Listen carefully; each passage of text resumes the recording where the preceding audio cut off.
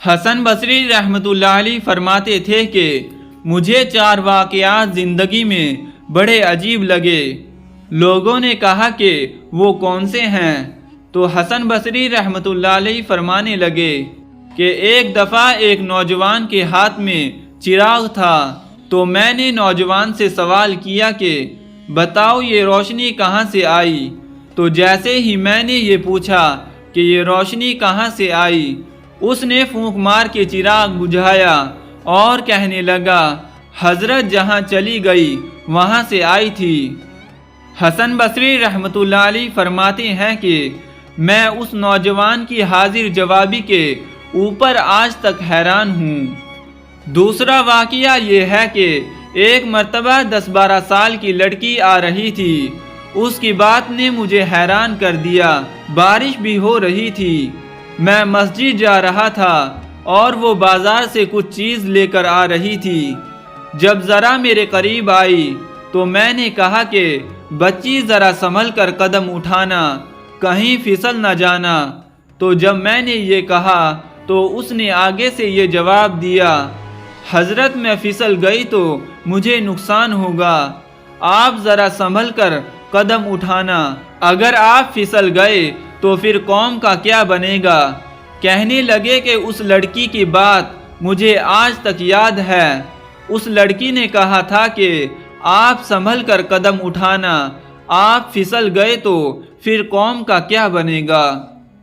تیسرا واقعہ یہ ہے کہ ایک آدمی نماز پڑھ رہا تھا، اس کے سامنے سے ایک عورت روتی ہوئی کھلے چہرے کھلے سر کے ساتھ آگے سے گزری۔ اس نے سلام پھیرا تو اس عورت پر بڑا ناراض ہوا، کہنے لگا کہ تجھے شرم نہیں آئی؟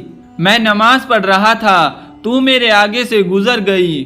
اس عورت نے پہلے تو معافی مانگی اور معافی مانگ کر کہنے لگی کہ دیکھو میرے میاں نے مجھے طلاق دے دی اور میں اس وقت غمزدہ، مجھے پتہ ہی نہیں چلا کہ آپ نماز پڑھ رہے ہیں یا نہیں۔ میں اس حالت میں آپ کے سامنے سے گزر گئی، مگر حیران اس بات پر ہوں کہ میں خاوند کی محبت میں اتنی گرفتار کہ مجھے سامنے سے گزرنے کا پتہ نہ چلا، اور تم اللہ کی محبت میں کیسے گرفتار ہو کہ کھڑے پروردگار کے سامنے ہو اور دیکھ میرا چہرہ رہے ہو۔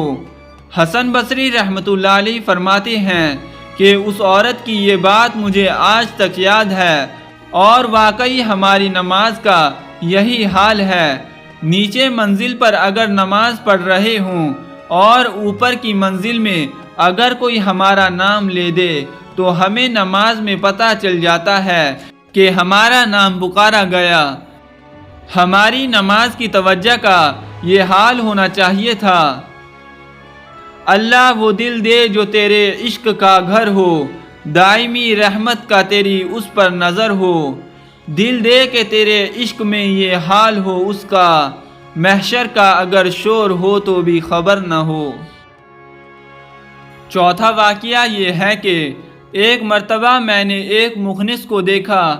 جب اسے پتہ چل گیا کہ اس نے مجھے پہچان لیا ہے تو مجھے کہنے لگا کہ میرا راز نہ کھولنا، اللہ تعالیٰ قیامت کے دن تمہارے رازوں پر پردہ ڈالیں گے۔